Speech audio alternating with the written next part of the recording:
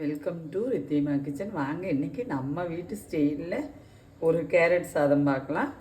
எல்லாத்து வீட்லேயும் இது செய்கிற ரெசிபி தான், ரொம்ப ஈஸி ரெசிபி. அது மாதிரி டிஃபன் பாக்ஸுக்கு நல்லா குழந்தைகளுக்காக இருந்தாலும் சரி, பெரியவங்களுக்காக இருந்தாலும் லஞ்ச் பாக்ஸுக்கு சூப்பர் ரெசிபி. வாங்க பார்க்கலாம். பாருங்கள், நான் சட்டி காஞ்சிருச்சு, எண்ணெய் விட்டு போகிறேன். பாருங்கள், நீங்கள் நெய்யில் தாளிக்கிறதா இருந்தாலும் இந்த ரெசிபி நல்லா தான் இருக்கும். நான் கொஞ்சம் எண்ணெய் விட்டுருக்கேன், ஒரு அரை ஸ்பூனு நெய்யும் விட்டுக்கு போகிறேன். எண்ணெயெல்லாம் உங்கள் விருப்பம், எப்படி வேணாலும் தாளிச்சிக்கலாம். பாருங்கள், நான் இந்த 3 சின்ன சின்ன பட்டை எடுத்திருக்கேன், 3 பிரிஞ்சி இலை சின்னது எடுத்திருக்கேன், 3 ஏலக்காய், 4 கிராம்பு எடுத்திருக்கிறேன். பாருங்கள், எண்ணெய் காஞ்சிருச்சு, நான் அதில் எல்லாம் போட்டு போகிறேன். இந்த டைம் முந்திரி பருப்பு போடலாம், நெடக்கடலையும் ரெண்டுமே போடலாம், இல்லைன்னா 2 தனித்தனியாக போடலாம். நான் இப்போ ஒரு இவ்வளோ முந்திரி பருப்பு போட்டுக்கிறேன். உங்களுக்கு வேணுன்னா நீங்கள் நெடக்கடலையும் போட்டுக்கலாம்.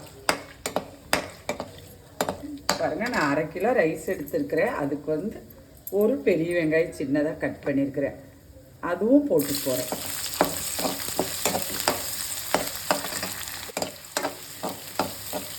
ஒரு 4 பச்சை மிளகா கட் பண்ணி வச்சுருக்க பொடியை அதுவும் இதில் போட்டு போகிறேன். காரம் கூட்டுறது குறைக்கிறதெல்லாம் உங்கள் விருப்ப பிரகாரம் செஞ்சுக்கோங்க. இந்த சாப்பாடு ரொம்ப நல்லாயிருக்கும். பேச்சுலர்ஸு, ஒர்க் பண்ணுறவங்க எல்லாருக்கும் டிஃபன் பாக்ஸ் ரெசிபி ஈஸியாக செஞ்சிடலாம். பாருங்கள், சாப்பாடு இப்படி உதிரி உதிரியாக நம்ம வைக்கணும். அதுதான் இதில் நம்ம சாப்பாடு வடிக்கிறதா இருந்தாலும் சரி, குக்கரில் வைக்கிறதா இருந்தாலும் உதிரி உதிரியாக இருக்கணும். ரைஸு நம்ம சாதாரண வீட்டில் என்ன ரைஸ் வைக்கிறோமோ அதில் வைக்கலாம். பின்ன பாஸ்மதி ரைஸு, ஜீரக சம்பா, எதில் வேணாலும் இந்த ரைஸ் வைக்கணும். இந்த சாப்பாடு செய்யலாம், நல்லாயிருக்கும். பாருங்கள், நான் இவ்வளோ கருவேப்பிலை போட்டுக்கிறேன். வெங்காயம் வேண்டான்னு இருக்கிறவங்க வெங்காயத்தை ஸ்கிப் பண்ணிக்கலாம். மிளகா மாத்திரம் ரைஸஸ் போட்டு மிளகா போட்டுக்கலாம். பாருங்க, இந்த டைமே வெங்காயம் கண்ணாடி பதம் மாறிடுச்சுல, இந்த டைம் நான் நம்ம வீட்டு ரைஸுக்கு தேவையான அளவு 4 கேரட் எடுத்து துருவி வச்சுருக்கேன், அதையும் இதுலேயே போட்டுக்குவேன்.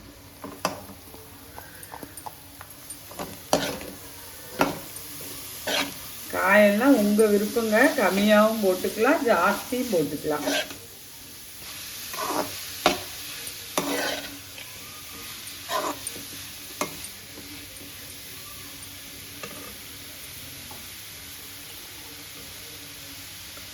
பாருங்கள், இந்த டைமே நான் சால்ட்டும் போட்டு போகிறேன்.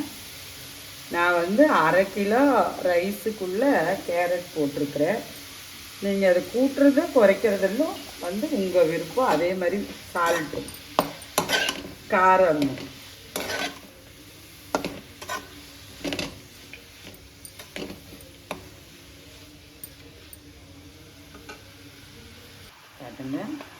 பாருங்கள், நான் இதில் இவ்வளோ மஞ்சள் பொடி போட்டுக்க போகிறேன். இது ஆப்ஷன் தான், தேவை இருந்தால் போட்டுக்கோங்க, இல்லைன்னா இந்த கேரட்டோட கலரே போதும்.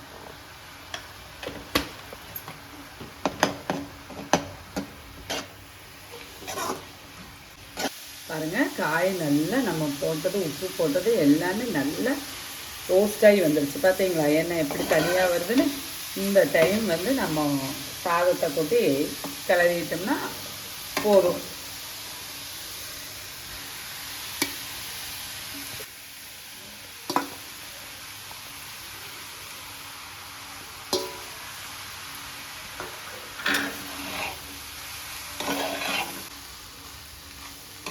ரொம்ப ஈஸியான வெரைட்டி ரைஸுங்க, ரொம்ப டேஸ்டான வெரைட்டி ரைஸு. லஞ்ச் பாக்ஸுக்கு நல்ல ஒரு ரெசிபி.